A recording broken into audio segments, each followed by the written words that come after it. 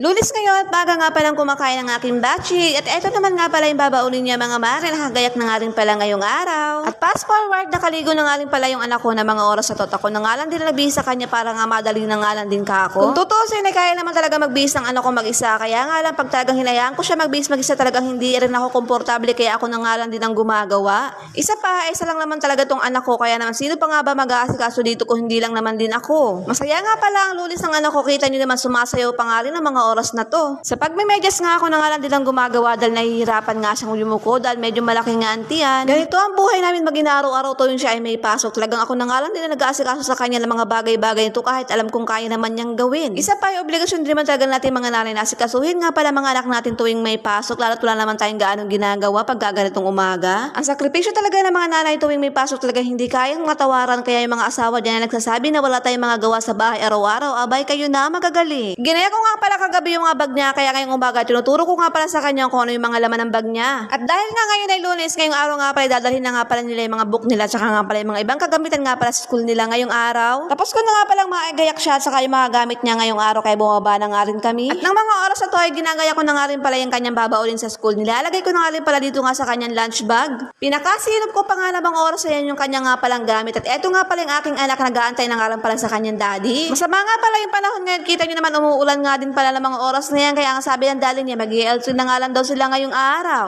Papalis na nga rin pala sila magdaddy ng mga oras na yan. At nakasakay nga pala yung anak ko sa likod. At pagkaalis nga nila ako naman inaayos ko nga pala itong paglalabahan ko ngayong araw. Bali inaayos ko nga lang pala itong mga nakakalat na ibang gamit. At paglalagay na nga rin din pala ako ng tubig dito nga pala sa washing para magpapaikot na nga lang din ako mamaya pagkababa ko nga pala ng mga labahin ko. At bali ito nga pala yung labahin ko ngayong araw. Bali 5 basket nga pala yan. Mahigit nga pala 2 linggo nga pala itong labahin ko na to. At pagkababa ko nga pala ng labahin ko dito nga pala sa babae, umpisan ko na nga palang isa lang nga pala ito sa washing. Bali nakaseparate na nga rin pala yung mga lalabahan ko na yan. Pinag-iwalay-walay ko na kasi kagabi yung mga short, mga damit, mga underwear, tsaka mga kung ano-ano pa mga labahin namin na mga kasama.